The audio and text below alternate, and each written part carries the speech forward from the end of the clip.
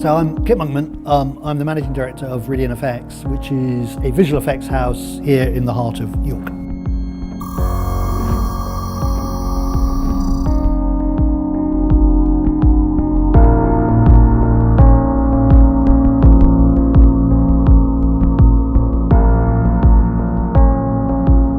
The visual effects industry is, certainly in the UK, is kind of predominantly based in London. I mean, massively so. And even then within a very small part of London in Soho.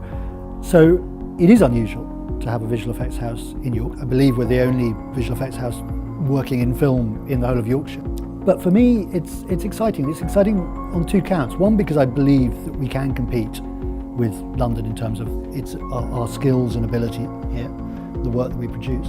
But also because I think it gives us an opportunity to differentiate ourselves and be different and be distinct. And some of the work that we do here is really quite unlike any visual effects house's work anywhere in the world. There are two projects that we've just finished, which represent two very different ends, if you like, of this visual effects world. One is called Solis, which is a sci-fi movie starring Stephen Ogg, who sits in a spaceship hurtling towards the sun, and it's sort of a little bit like Gravity, I guess. It's a lower budget, but it's very visual effects heavy. And they're the kind of visual effects which the industry is used to, in a sense, in that the judgment that people will make is, am I convinced? Do I believe he's in a spaceship? Do I believe that the sun is there?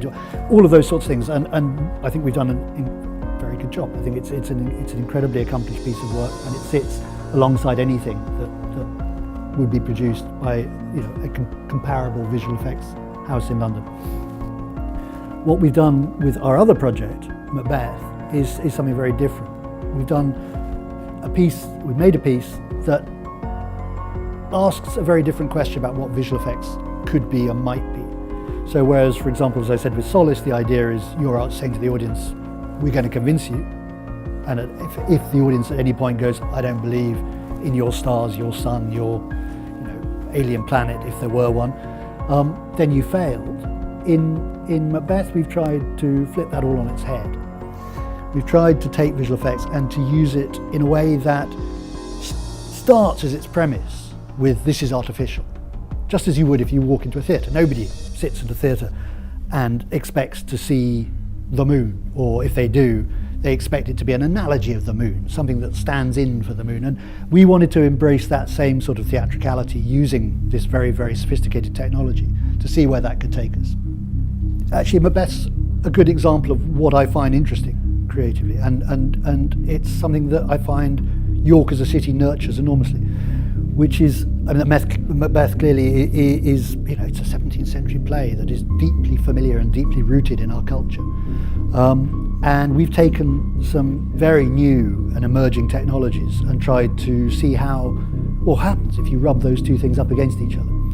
And I think that's one of the things that I'm fascinated by. I'm absolutely fascinated by the opportunities that new technology opens up, but particularly in relation to them being used to sort of shine lights on a kind of traditional culture or traditional ideas or stuff that's embedded within a cultural process already. And I think York is extraordinary in that way, because it's a city that is absolutely of the moment and it's current, and yet it's kind of layered with such visible stratas of history that you just go out for a coffee and you walk out the door and you can't fail but be kind of reminded of all of the predecessors and the thought and the invention that's kind of gone into making this a place that's so extraordinary to live. I've been embedded in York for many years now, and it's been an extraordinary place, and it's extraordinary in so many ways. I mean, I'm nurtured by a group of people who I've known for many years, many of whom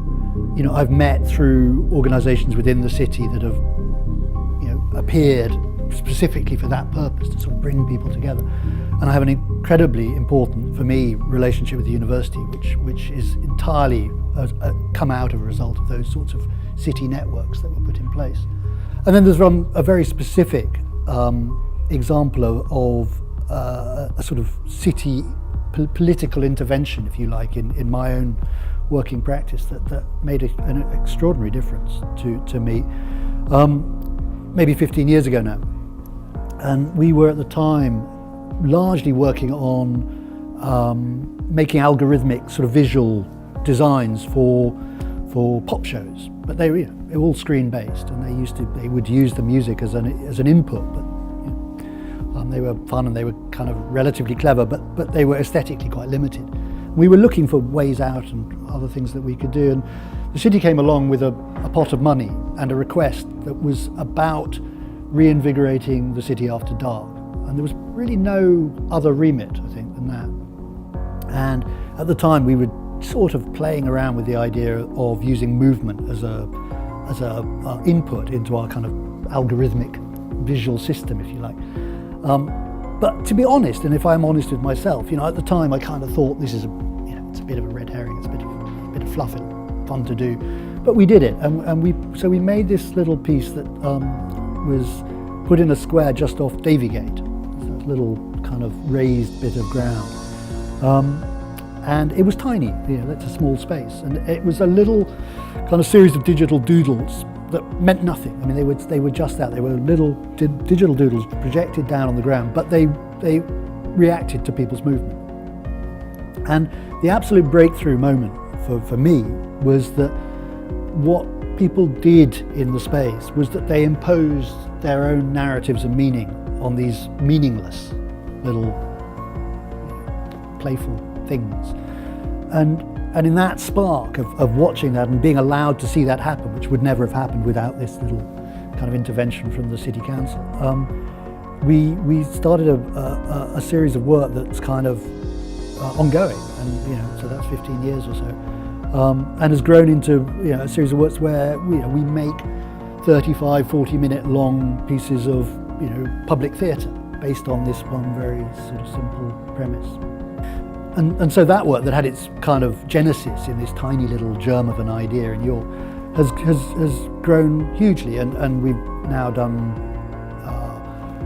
performances of similar, much larger scale work all over the world. So we did a piece for the World Expo in Shanghai. We've done pieces all over China, the States, all over Europe, and it's been in a sense a great ambassador, I think, for the city, and certainly a huge experience for us. I think if you're going to base yourself in York, it's important to try to punch above your weight, because if you don't, all you're ever going to be seen as is a kind of country cousin of big London visual effects houses, and the only way that you can compete in that ground is with originality. It's the quality of thought. It's the invention. It's the arrogance, if you like, to think completely differently about how these things might work, that can raise your game and make you an interesting player in a field in which you are not in the central pond. One of the lovely things, in a sense, about working with new technologies is that what next is slightly outside of your own control. I mean, just as it is for all of us anyway, but it's even more so because you know in a sense that if you're going to continue to follow the trajectory that you've always followed, that there's a series of ideas or thoughts or pieces that are not yet realizable because the technology that you're going to realize them with is not yet available. So I like that. I like the fact that there is always this sort of unknown about the next thing. But actually, I think absolutely we want to build a business in York. We want to build it along the same lines, which is to compete with Soho in terms of skills and ability, but also to differentiate ourselves from the rest of the visual effects world, not just from London, by making stuff that is constantly asking the question what visual effects can and should be in the future.